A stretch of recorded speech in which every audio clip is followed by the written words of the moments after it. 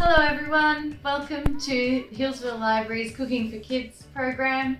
I'm Sharni. I'd like to acknowledge the traditional owners of the land, the Wurundjeri people, and I pay my respects to their elders past, present and emerging. Today I'm going to show you how to make impossible pie. But it's not that impossible. Actually, it's quite simple and it can all be made in the one mixing bowl. You'll need to have a pie dish, and the first thing you'll need to do, after you've washed your hands of course, is preheat your oven.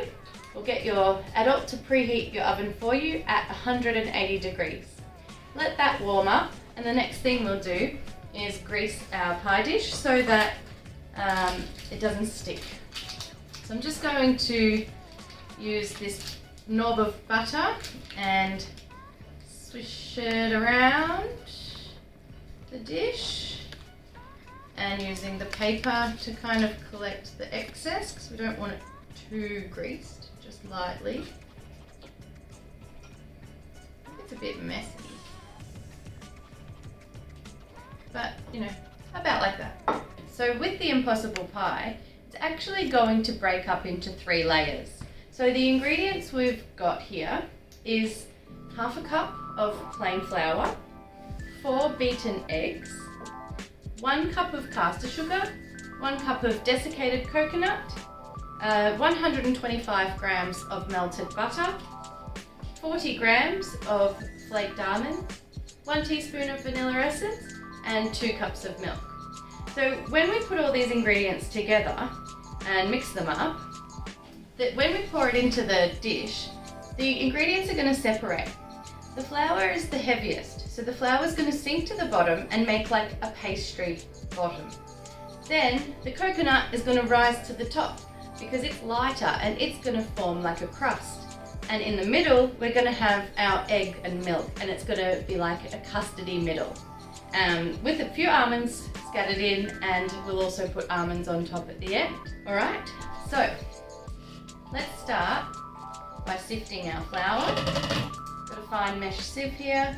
I'm just going to push it through this before it goes into our mixing bowl so that we don't have any lumps. Lovely. Now, everything can go in except the milk and half of the almonds at this stage. Just going to put the others on top. We can also put some fruit, your favourite fruit, on top. Eggs, sugar, the coconut, the butter, and I just need to measure out 1 teaspoon of vanilla essence.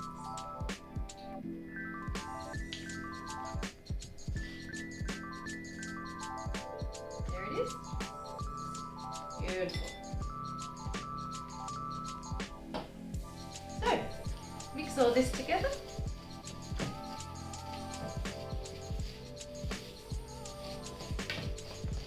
This is awesome, it's so easy. I feel really confident about this. Not too many complicated steps.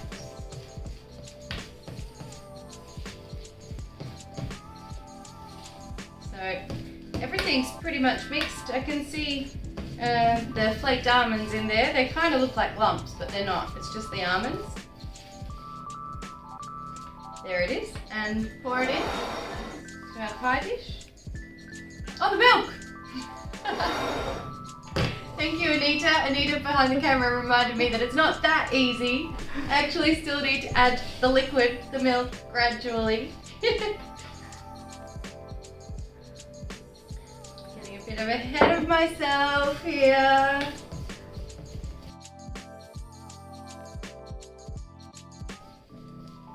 I wonder what would have happened if we did cook it without milk. Maybe there wouldn't have been much of a custard middle.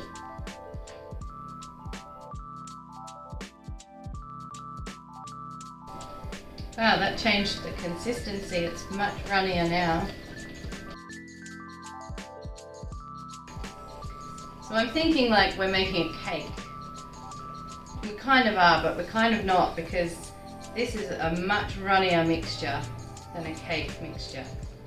And I guess that's because inside this is going to be like custard, not cake. Which is a great segue into my fun fact. Today's fun fact is that custard powder can be explosive. What? How? Okay, so if you put custard powder in a confined space and you add some oxygen and ignition, it can explode. That's because the custard powder's fine dust with the oxygen and ignition creates an explosion. So it's not actually explosive, but it can make an explosion. And I've seen a fantastic video on National Geographic that does that experiment. So don't try it at home, just take my word for it, maybe watch the video, and there you go.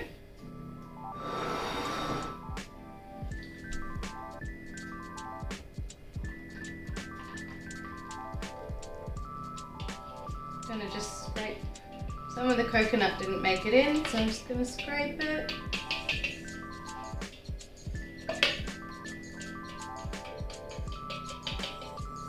Perfect amount. So it's ready to go in the oven for 35 minutes. Then we'll get it out, sprinkle some almond flakes on top, and give it another 15 minutes until it's really done. Okay, it's been 35 minutes, so I'm going to take it out of the oven now to put the almonds on.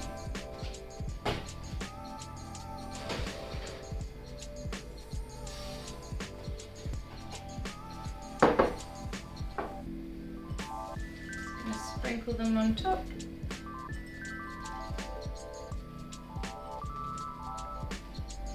And pop it back in for another 15 minutes. Okay, 15 minutes has gone by, so it's time to get it out of the oven.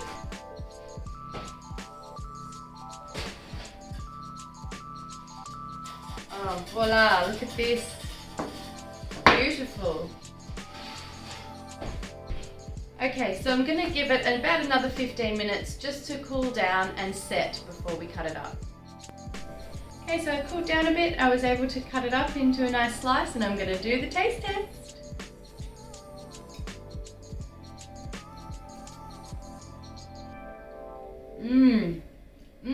Yummy. Oh, this would make a perfect simple dessert. I hope you like to try the recipe, and thanks for watching, and I'll see you next time.